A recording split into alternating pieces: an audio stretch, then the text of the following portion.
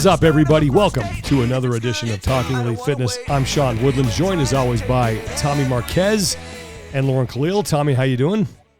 I am good. I am not as maybe jet lagged as you. I'm not jet lagged at all. Feel great. We'll get into that in a second. Yeah. Impressive. Yeah. And Lauren, how are you? I'm great. I'm in Arizona, but so it's not late for you, which is nice. Yeah. No, it's only 8:35. We're still within my bedtime window. Oh, so you're good to go.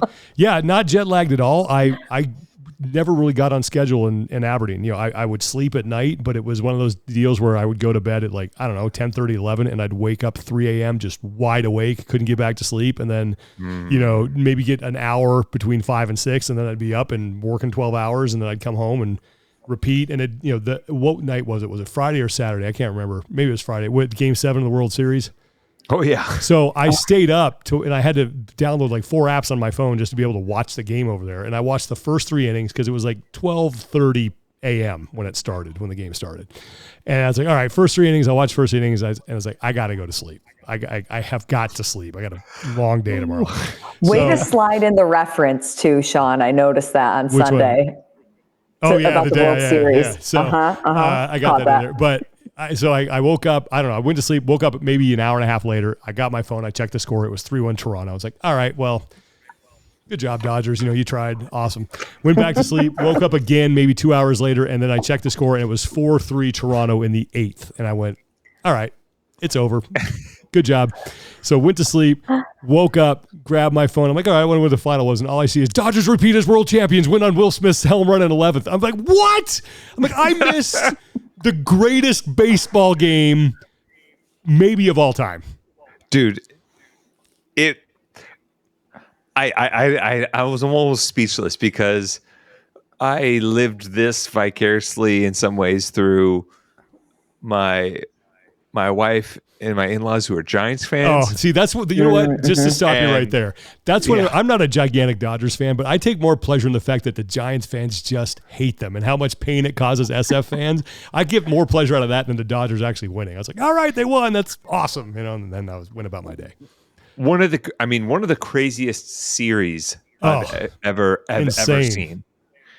Yeah. But I was going to say, you didn't have to experience fall back. No, I did not. Time change. I did. Good point, Tommy. I think that's a net positive. That is a net positive. But it was a great experience over there. 11-hour flight on the way home. Knocked out 4 movies, 2 of which I'd already seen, but I was like, didn't care. I wanted to watch them again. So yeah, it was fun. But we're going to recap Rogue. We're just going to talk about all about that. I'll try to give you guys some inside kind of experience of what it was like. Yeah. As much as I can. And we got some community support that we want to get to as well. We'll do PRs and no reps. But before we do that, we want to thank our sponsor for today, and that is Thirdzy. I did not forget the Thirdzy on the road. That was a godsend. I think that was one of the reasons why I was able to maximize the effect, positive effect of the amount of sleep that I was able to get. So if you've been under a rock and you don't know what Thirdzy is, they make a Rest and Recovery Collagen that is designed to help you sleep better, get more out of your sleep, stay asleep longer, fall asleep faster, and it helps you recover better while you are asleep. It has ingredients like GABA, L-theanine, magnesium in it. These are all in there to help calm your central nervous system so you can just be more efficient when your head hits the old pillow. You're out. OWT out. It's a fantastic product. You can go to Thirdzy.com. You can use our code TEF. You're going to save 20% on the Rest and Recovery Collagen. And look, if you're a master's athlete like me and like Tommy's only a first degree master. Lauren's not a master's athlete yet. But when you get to that master's age, that collagen protein is very important for the old joints when you go to bed. Because sometimes you take the silencer off the old knee and it's swelling up a little bit. You get some collagen protein in there at night, helps you recover and make sure that you're not sounding like a bowl full of Rice Krispies when you're squatting the next morning. So Thirdzy.com, TEF is the code. You're going to save 20%. And they still have 2 flavors, right? They still have the salted chocolate caramel, which is good cold or warm. So get on it, man. It's fantastic stuff. They're great people that make a really good product that we all just swear by. You can have my Thirdzy when you pry it from my cold dead hand. So Thirdzy.com, the code is TEF, and you'll save 20%. All right, let's talk about Rogue. I will go let's just general impressions of the whole thing. And I'll go last because obviously I had a much different perspective than a lot of people. So I'd just be curious from viewing it at home, what you thought. Okay. You want me to jump in? Sure. One, viewing experience is excellent. The graphics, which you alluded to, which I was excited about. And I'm like, all right, Sean's keeping it tight-lipped. I really want to see what this is. And then the 3D graphics popped up and are moving around, and they looked awesome, and it felt like Monday Night Football. That was fantastic. The incorporation of some of the really cool camera angles. That I know they had some cameras, almost like spider cams, running the side of the field that looked really good in their replay packages. They were able to incorporate really nice stylized slow-mo, like you would see almost in like a post-production element. And just overall, it looked great. I mean, they had the field of play nameplates, the incorporation. They mentioned it on the first day, and the live scoring above the rig for everyone was super really cool. And then even just the thought behind some of the elements that they put out there, and the Scotland branding on the Cyclone bags and stuff like that, just kind of like tweak it up a notch just a little bit.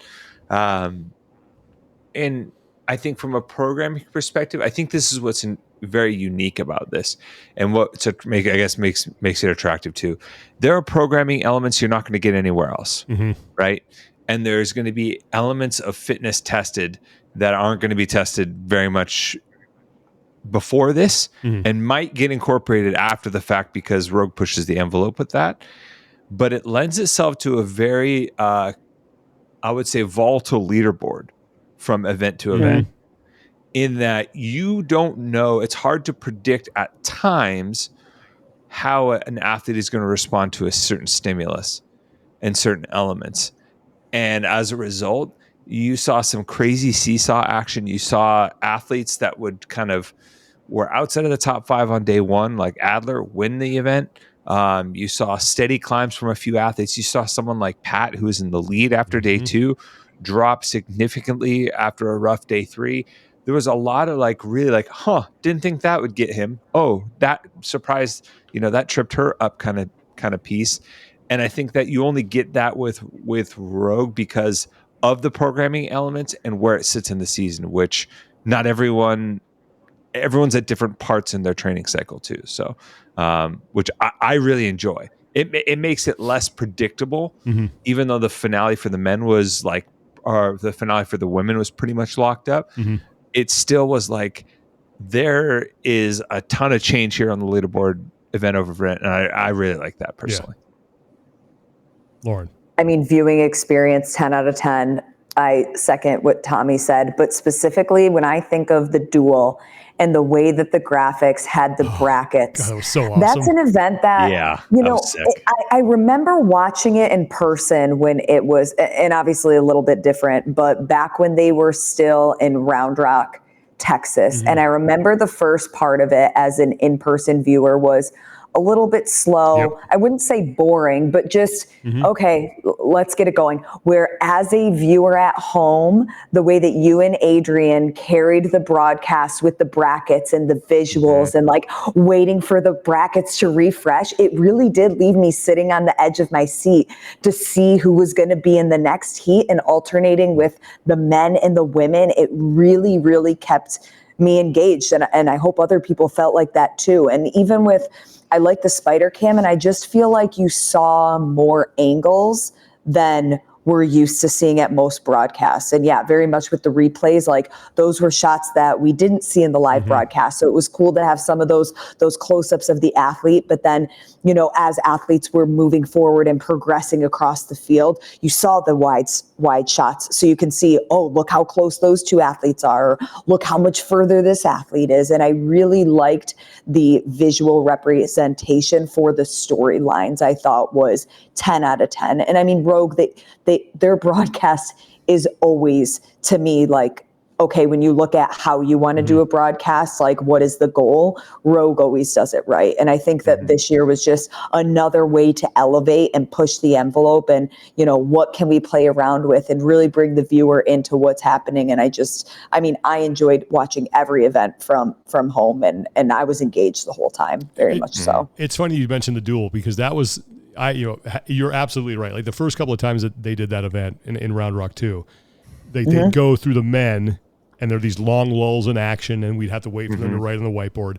The fact that I honestly, it's been like, it's just recency bias. I can't remember if they did this in 2024 or not, if they alternated men and women. I don't remember either. I can't remember. I think they did. But the fact that they, first round of men, then they do that, and then women come out, and then they just alternate to keep the action going was fantastic. I love like that 3D, the augmented reality graphics that they had was like, so cool. There were a couple of times on air, I just didn't even want to talk. I just wanted to watch how that was working with the zooming into things, and that was awesome. But yeah, I think like, from my perspective, I thought it went really well. You guys know from having been part of a broadcast team, there are always things that go wrong. There are hiccups. There are like last minute monkey wrenches that get thrown into things that you have to adjust on the fly. And there was none of that. Like it ran super smoothly. Now I'm not in the truck, which is where everything is always on fire. So I didn't hear any of that. The truck is always on fire. But while the water's above appear calm. There's a flurry of activity. Anytime I've taken someone into the truck, a broadcast truck for the first time, they just walk up and be like, oh my God, I have so much anxiety right now. But there were no like last minute changes. There was nothing that like didn't go on schedule. There was the equipment teams and the volunteers and the medical teams, like they were all rehearsing. It was funny because we had to rehearse on Thursday to sort of practice using those augmented reality graphics and then just kind of block out an event and how we were going to cover it. We did the Mons Megs strongwoman event where they load the stones into that cannon that they made.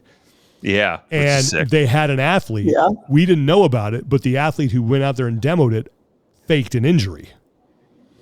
And so they rehearsed that, and the medical team came out, did their thing, and I was sitting there with Adrian Conway, and I'm like, is this real? Did she really hurt herself? And then I got a text from Katie. Oh my God. Like, no, it's not real. This is a rehearsal. But like that's the level of detail that they go into during a blocking event so that the camera crew could get used to, okay, what happens if this takes place?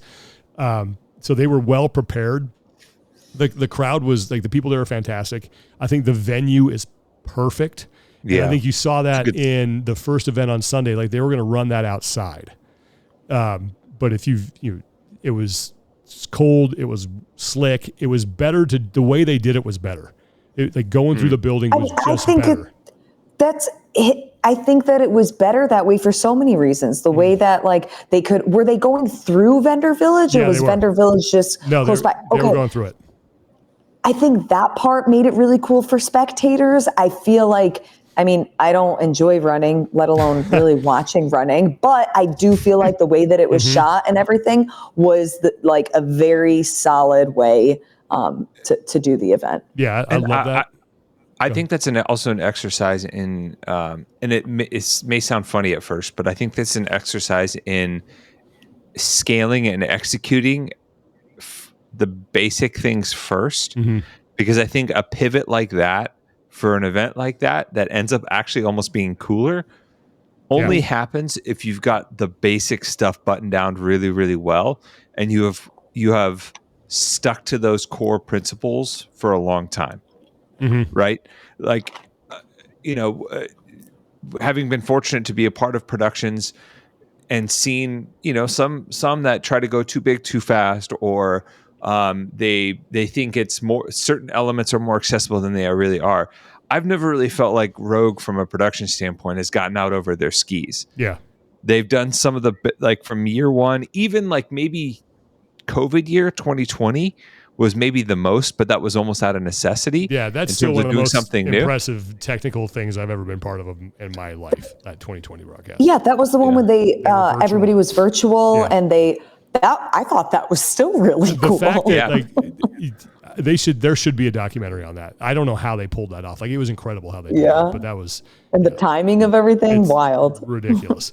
Yeah. Yeah. But I think like overall I thought it was a fantastic event. I think the athletes had a good time. Like the strong man, the strong women events were fun. Mm-hmm. I like the fact that they have that going on at the in between CrossFit, how it sort of alternates, and the crowd would change a little bit. You know, there were definitely more people in the building for the CrossFit stuff than there were for the strongman stuff.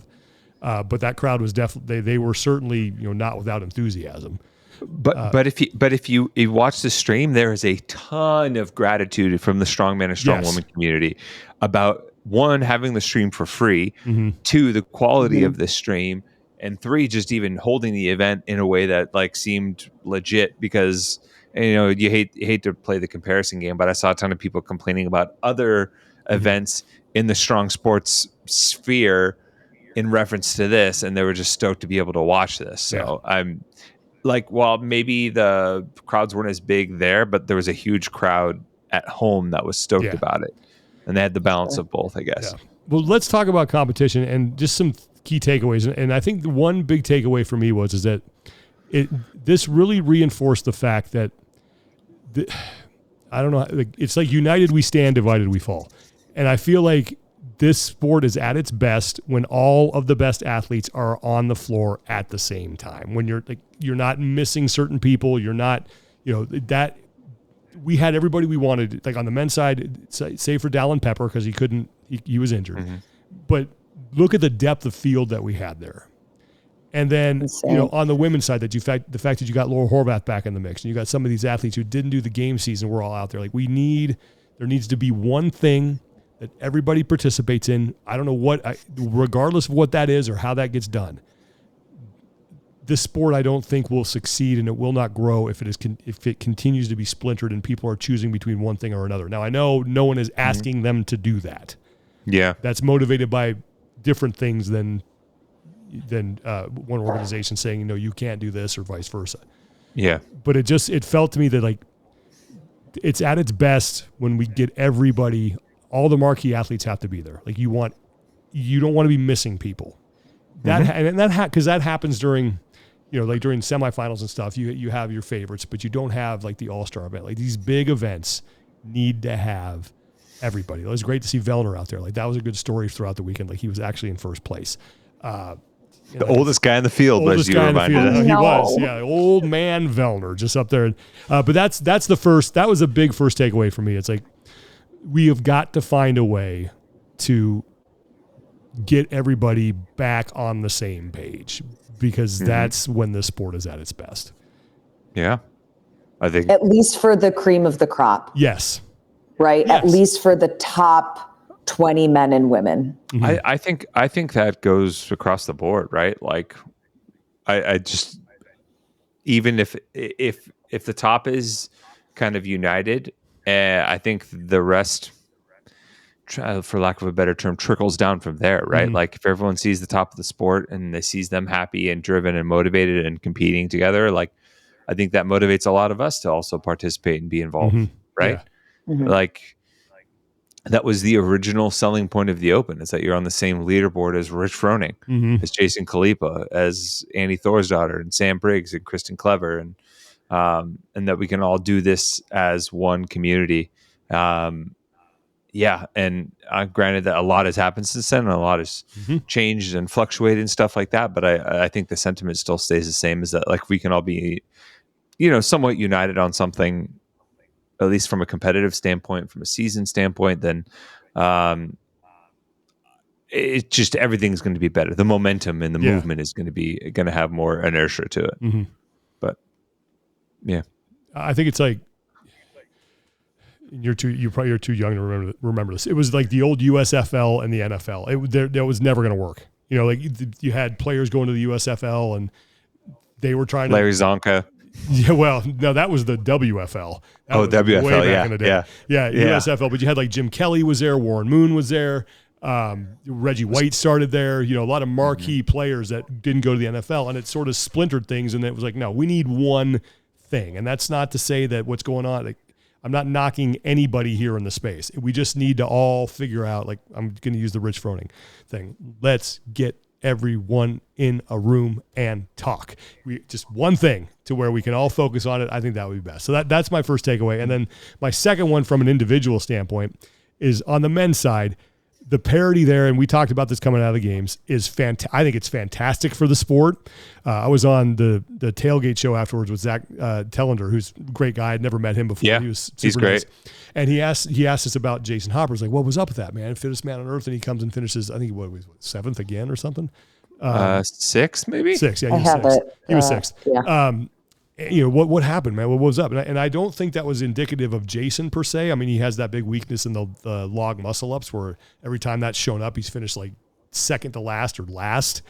So that was certainly a problem for him. But I think it's more indicative of the depth of the field because Jeff Adler was the most consistent, and his worst finish was 11th. So you had no one competitor had all finishes inside the top 10. Not a one. And Hopper won 3 events, and I think now has the most career event wins of anybody at the Rogue Invitational, and still didn't win the competition. It's like that parity was on display. Now, with that being said, I still think that when Jeff Adler is 100% and healthy, he is probably the best. He's probably the odds-on favorite every time he steps onto the floor. He is, but it ain't by much. Yeah, and it's funny because I guess it speaks to the parity. I felt like James is in that discussion based on the consistency of performances, but at the same time, I'm like, it's some of the old sports debates, right? Like, you could argue, and I've heard this one before. You could argue that at the best he ever was, LeBron James was a better basketball player than anyone that's ever existed, like at the peak of his powers. But would you say he's a better player consistently and for his career than Michael Jordan? No.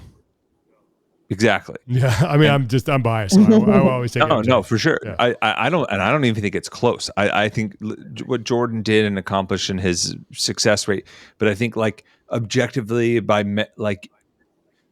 as the physical things that LeBron could do and did at his peak. But there was always you could argue that it wasn't always like that. I think there's an argument to be made that based on consistency over time over the last year or so, you could argue maybe 18 months that like James has been up there and maybe a couple other people. But as far as like when you're at full power, it's really hard to beat Jeff Adler. Agreed. When Jeff is like full powered up, like Super Saiyan, 4, he's tough to beat. But the problem is he's had mistakes, injuries, things that he's hasn't been able to compete at that level consistently. The other piece of that too is I think some of the parity, like I mentioned, comes from elements of programming. And I think some of the strongman elements and some of the formats and things like that also just play a factor that you don't get to see those anywhere else. Yeah, right? Agreed. So you spend this majority of this year training a certain way, preparing a certain way, and Rogue has its own unique flavor. And I think Jeff really excels at that too. That's not taking anything away from him, but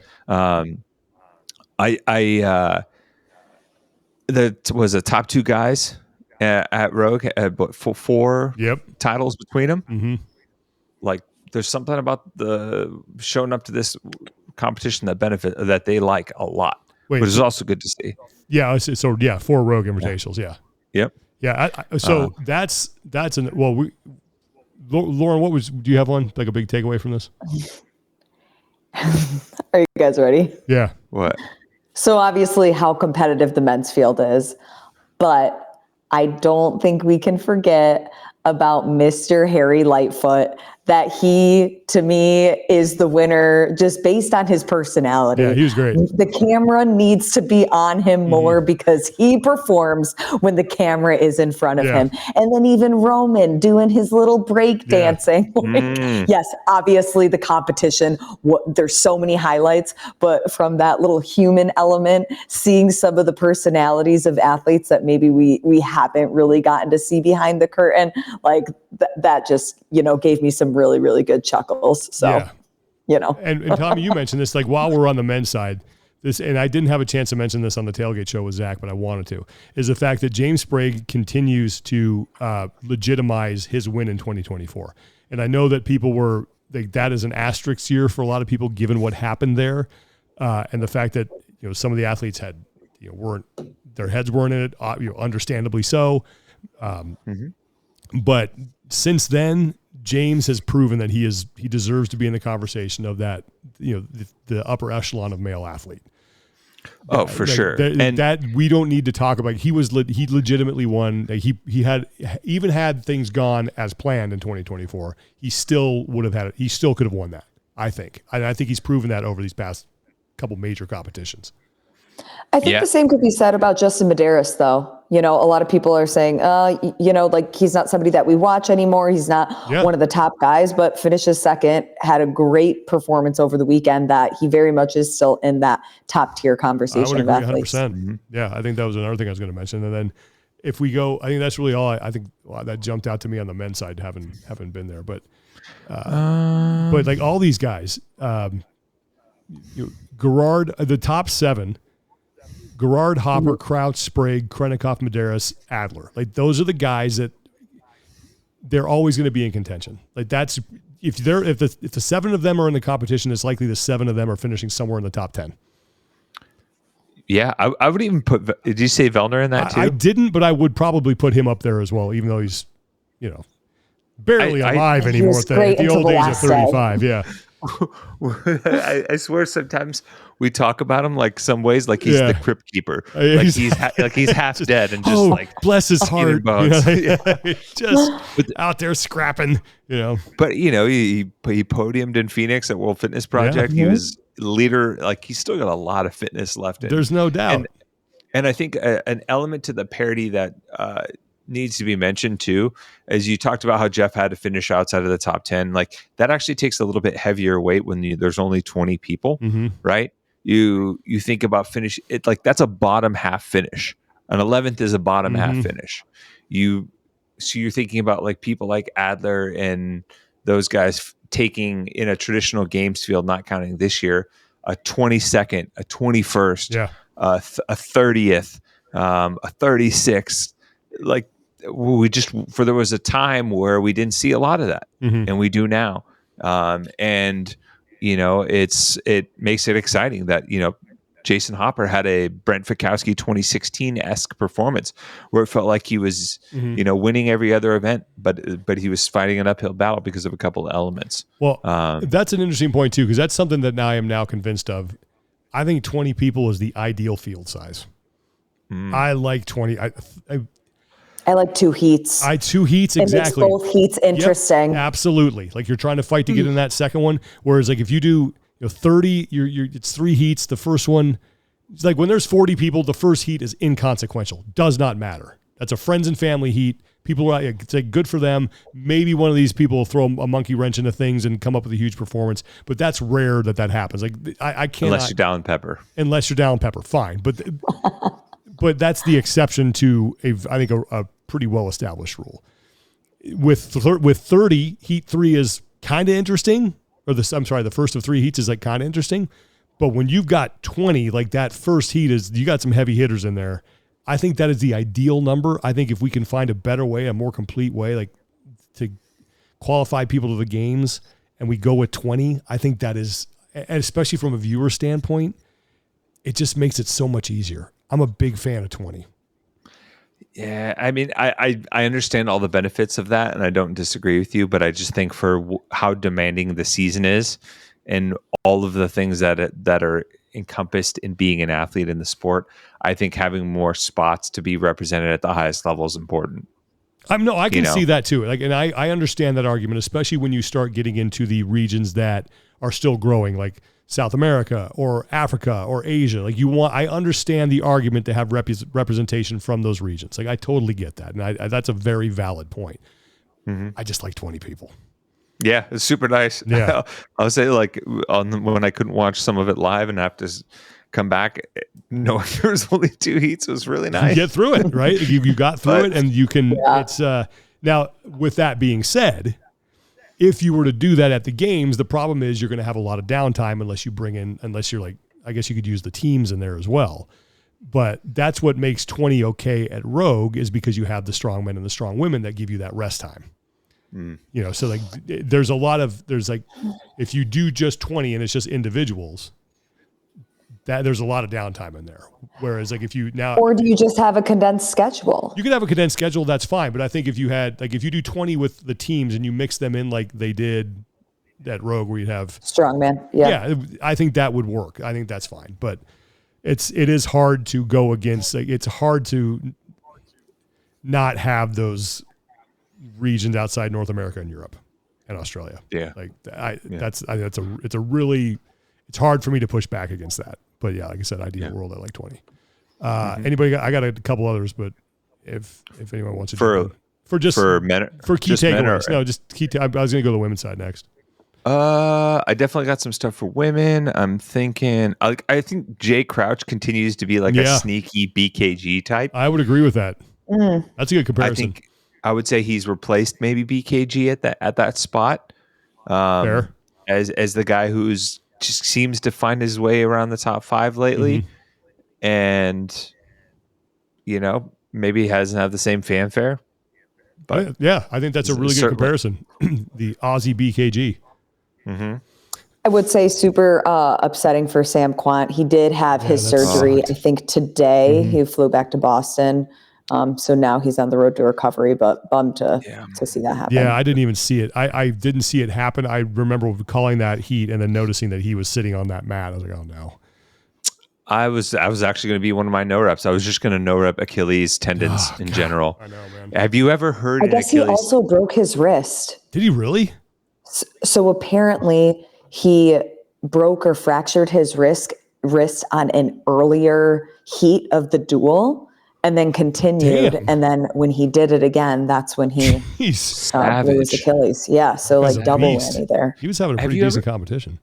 Have you ever heard someone reference an Achilles tendon and it be a good conversation? No, I've strained mine and heard it before, and it's not exactly fun. Like you can't. Ugh.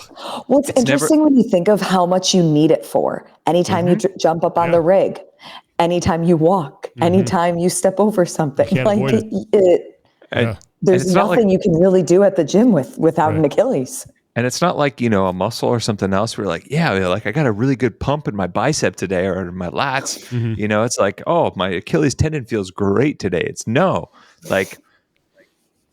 I heard it and life sucks now. It feels good. Yeah. You never hear that. Man, my Achilles feels really good today. Really good. Yeah. Dang. Push it a little bit. Yeah. So on the women's side, I don't know. Tommy. What? Did you crunch the numbers? Well, let's save that to the end. Okay. I do. I was going to, let's save it to the end. Okay. But I gotta know. Yeah. So on the women's side, I don't know how, I want to make this a positive and not a negative because it sounds like a negative.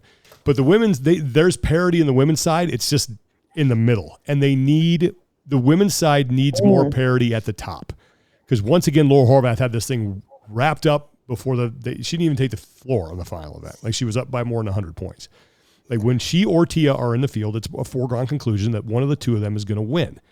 We need more people in that mix.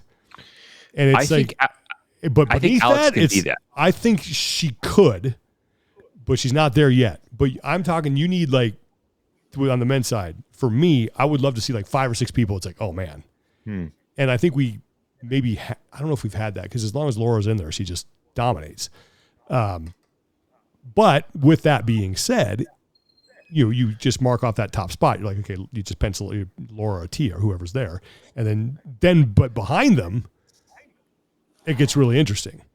And I think like this is another thing that I think really stood out to me on the women's side is like Lucy Campbell is legit.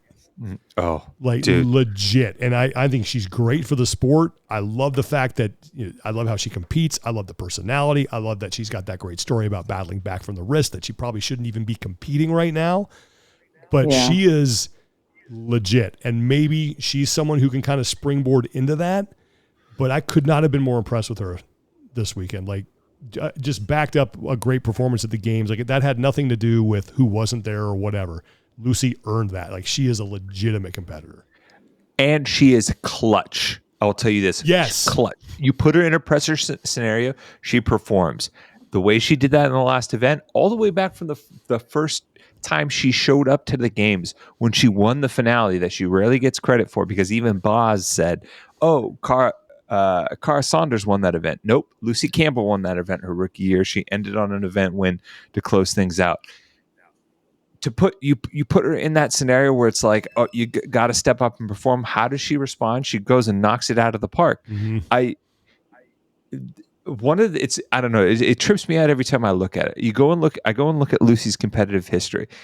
You have 2022 CrossFit Games 16, and then there's a 3-year gap, and then suddenly 2025 comes in like a Mack truck, and it's Wadapalooza first, CrossFit Open third, Wadland Fest qualifying for the games first, World Fitness Project Tour Event 1 fourth, CrossFit Games second, World Fitness Project Tour Event 2 fifth, Rogue Invitational third. She hasn't finished outside of the top 5 at a major in-person competition this year, and she shows up and she's in the final heat. Yep. She's in contention for a podium spot, and she's wrecking house. And I'm with you on everything you said about how awesome of a story it is, how cool it is to see someone of her caliber, of not just an athlete, of a human, to be able to do that.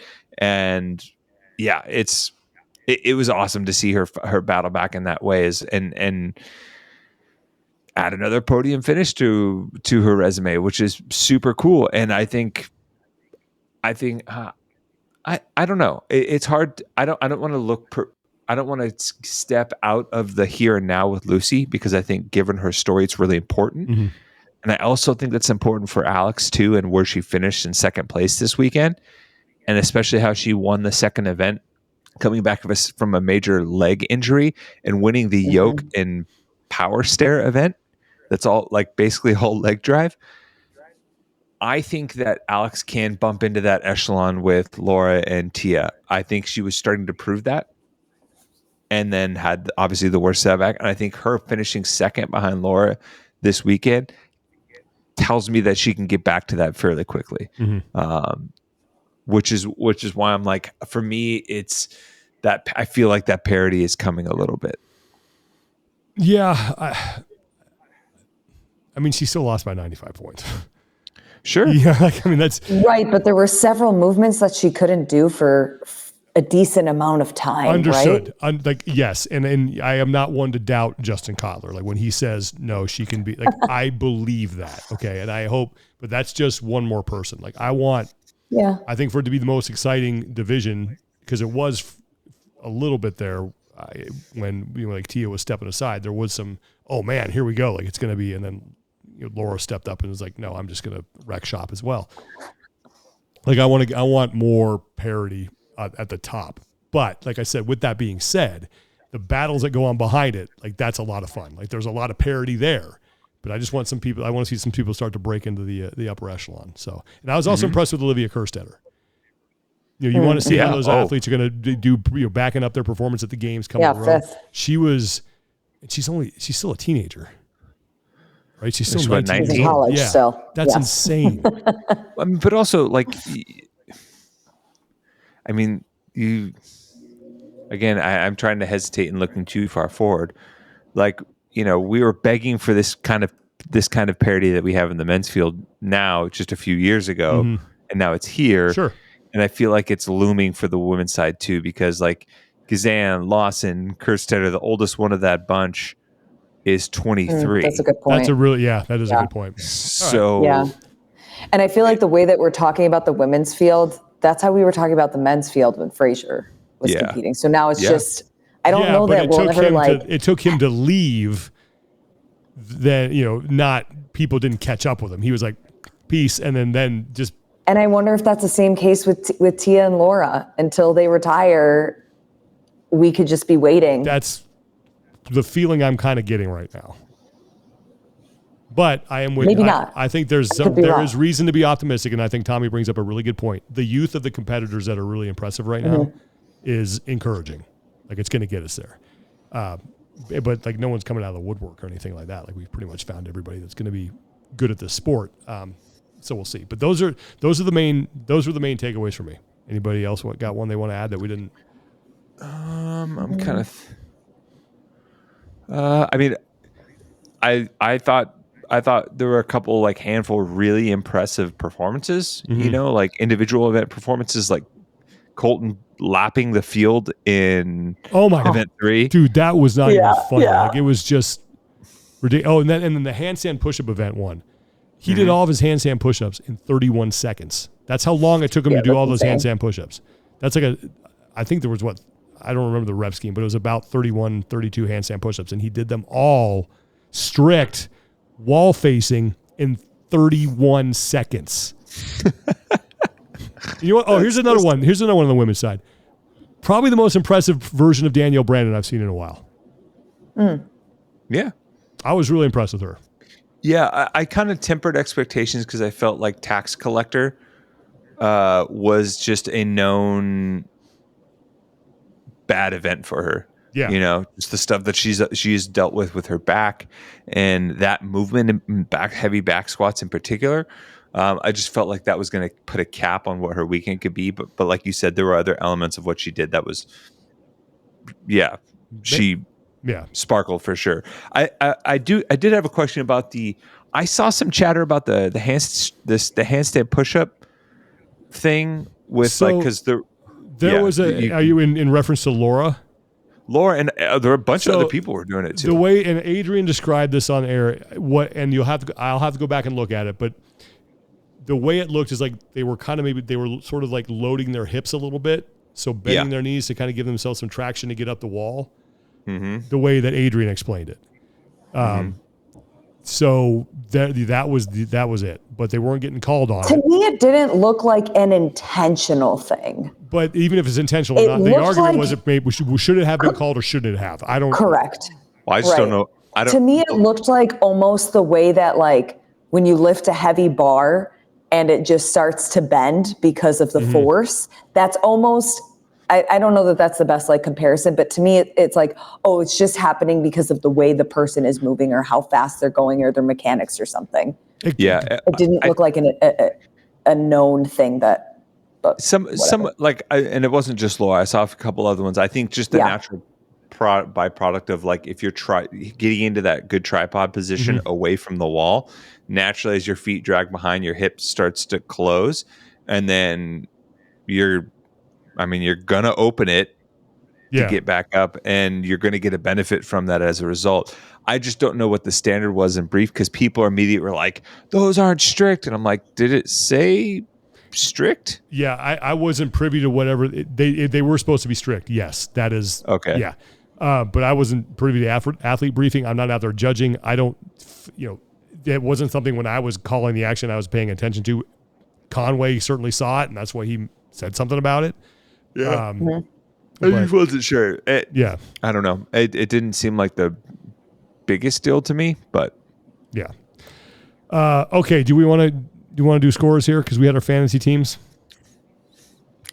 I don't want to. I'll tell you that. There's some foreshadowing. Okay, Sean, it's between you and me. Why do I have a feeling that Lauren won this and Tommy and I are going to keep doing something crazy? That would be what would be just. I think that's what the people would want.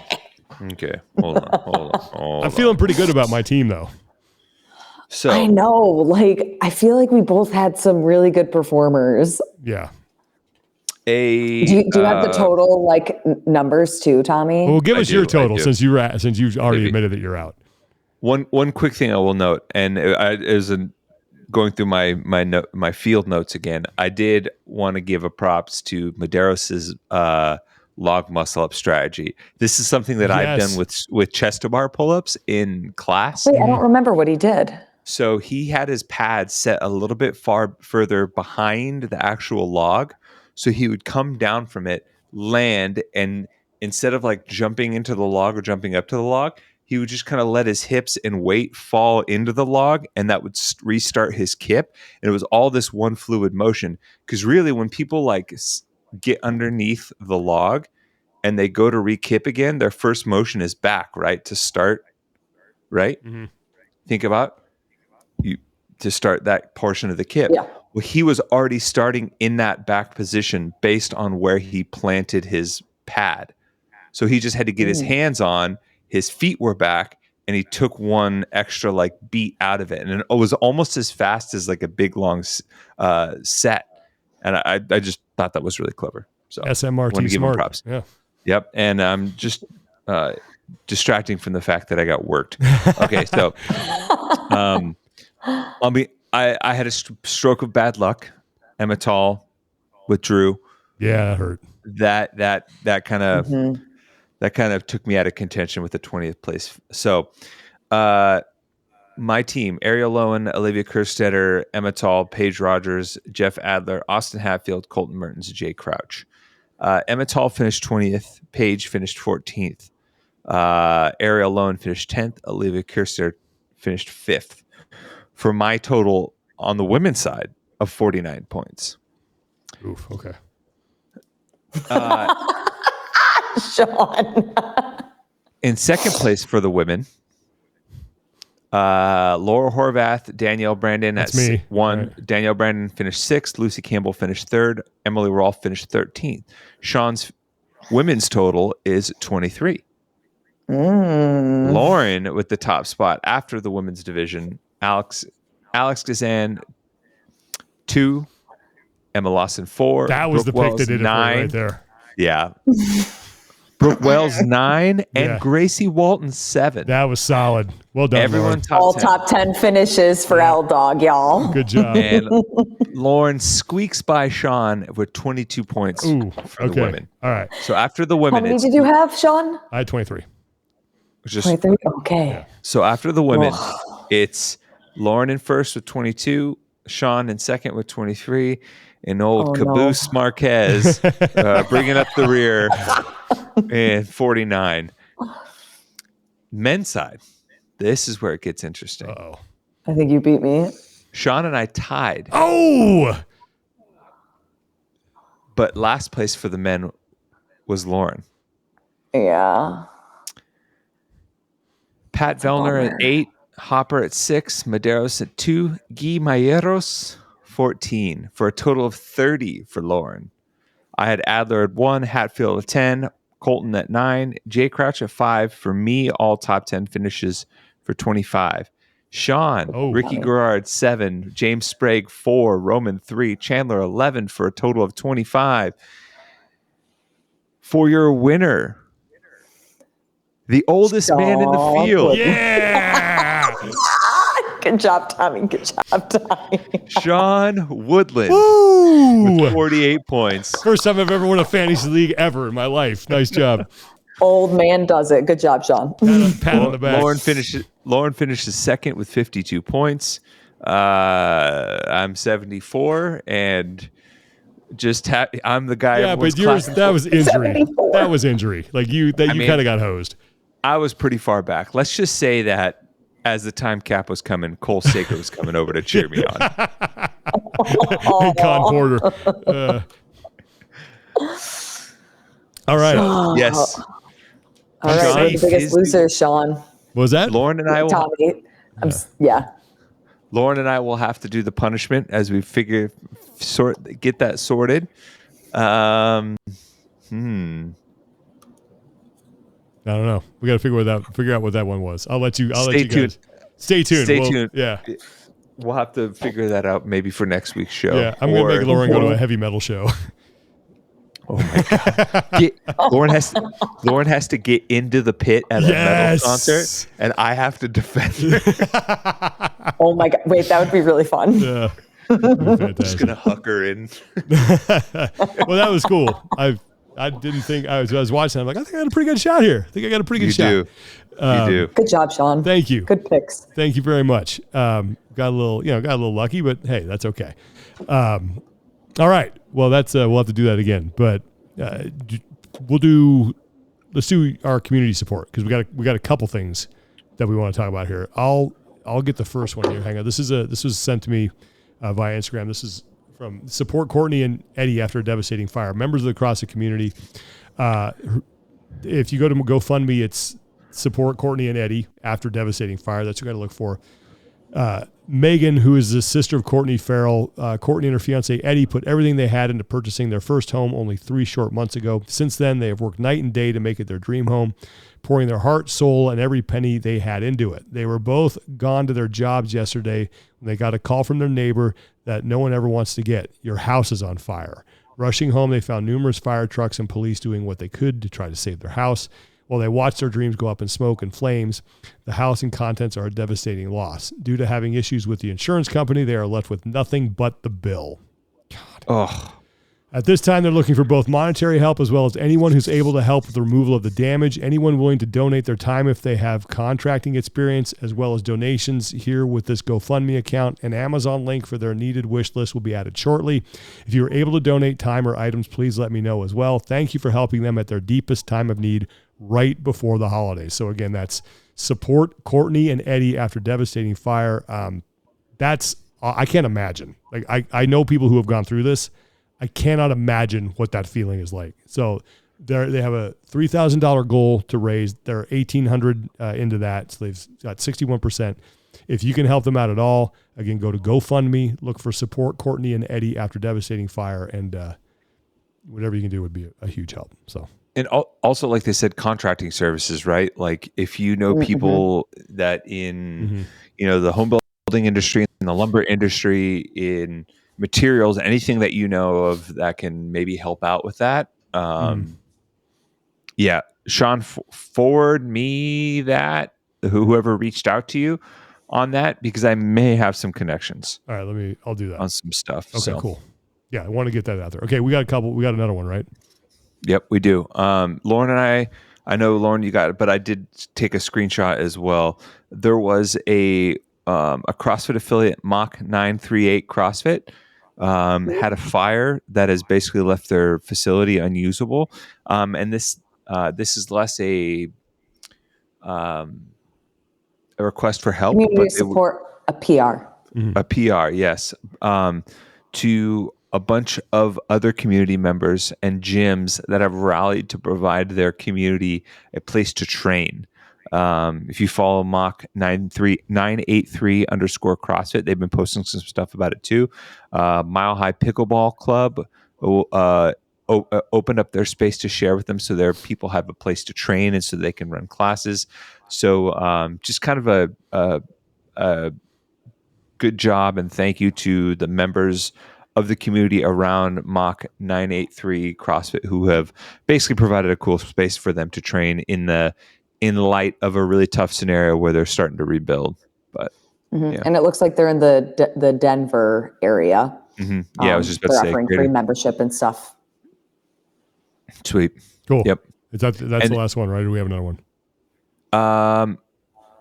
I think that's it, but okay. It should be noted that CrossFit Mach 983, they do. There was a good article from Morning Chalk Up about a year ago, I think, where they do at-risk youth, inmates, and veterans in Colorado as well. So they do a lot of good work. So. Great, awesome. Yeah. All right, hey, listen, if you guys got anything you want us to get the word out on, we're happy to do it. Send it to our Instagram accounts. Or our Talking Elite Fitness Instagram account. Just give us as many details as you possibly can. Like the GoFundMe link was really helpful because we want to make sure that we're sending people to the right spot to get the people who need the help that they need. So please do it. We enjoy doing it. And yeah, really hope that the two entities that we mentioned, best of luck. So glad we could share that. All right, let's do PRs and no reps. Who got a no rep? I got it. No reps this week. No reps. All right. Ooh, that's good. I was going to no rep Achilles tendons. I'm also no repping. I'm no repping time. My first year as a parent is almost done, and that's fast, man. I cannot believe that it's almost a year. It's crazy, right? Like you're going to look back. Go ahead, Sean. I was going to say you're going to look back 4 years from now and be like, I don't even remember that. Just. There's some things that have like kickstarted the early days memories. Obviously, like my son being a year and this time of year when he was born, but like the time change in the darkness. And funny enough, the Hallmark Countdown to Christmas channel. Let's go. Now we're talking. No, let's not go. Let's not with the Hallmark movies. Yeah, but really, stop. Yeah, it's just like how quickly it goes by. So I wanted to slow down. That's one of my favorite Onion headlines is Hallmark Research is on verge of developing second plot. It's just it's not the same freaking movie. Lauren, you got no rep? You got no reps. I don't know if I have a actually, no, I do have a no rep, but I'm gonna then it like leads into a PR. All right, go for it, because I don't think I have a no rep. I haven't given this enough. Okay. I'm going to no rep my nephew on Halloween. We haven't recorded since Halloween, right? I don't think so. Halloween, yeah, because Halloween was during Rogue. On Halloween, they shut down these streets. It's crazy. The parents are in the street while the kids, go up to the houses. My sister and brother-in-law and, family are back a little bit with my 2-year-old, while I am up front making sure that, my 4-year-old nephew is, going to the houses, everything's good.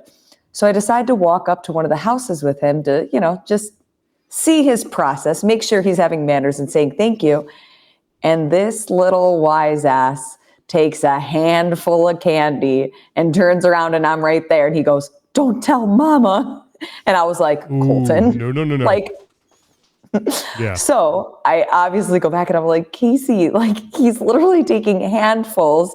And so in that time that I told my sister and she went up to him, he comes up with the excuse that, "Well, mama, Blake is back here with you and she can't trick or treat. So I'm getting candy for my sister."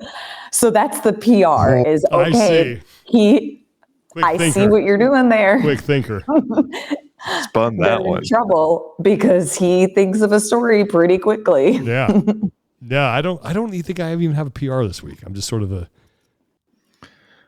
I got a couple. I will say I was going to PR Hopper and for the all-time wins, Rogue production team for the awesome job. I was going to PR Pat Vellner. I don't know if you guys saw this. Did you see the slow-mo that Craig Ritchie posted of the duel? No.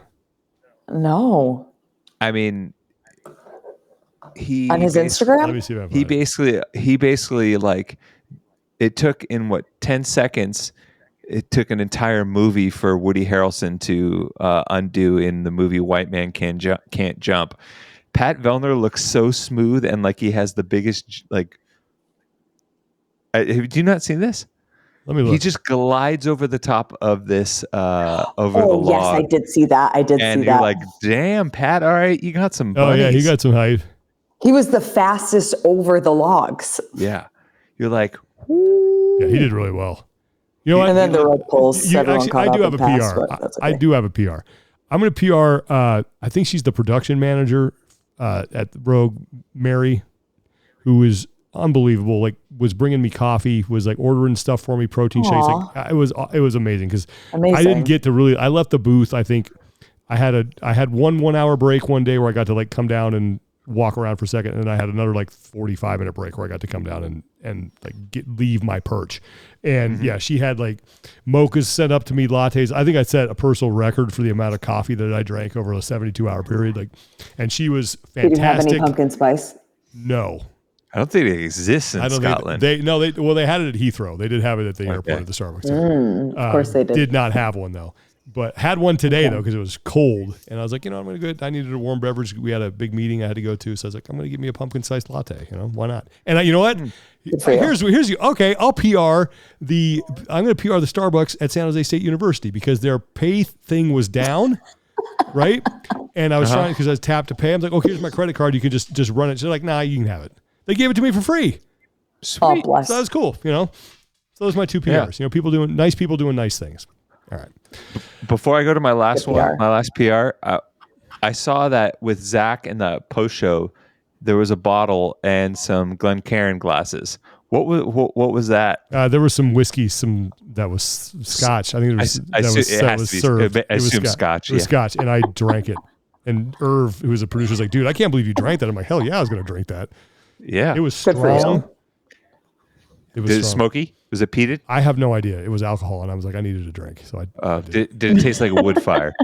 It stung the nostrils.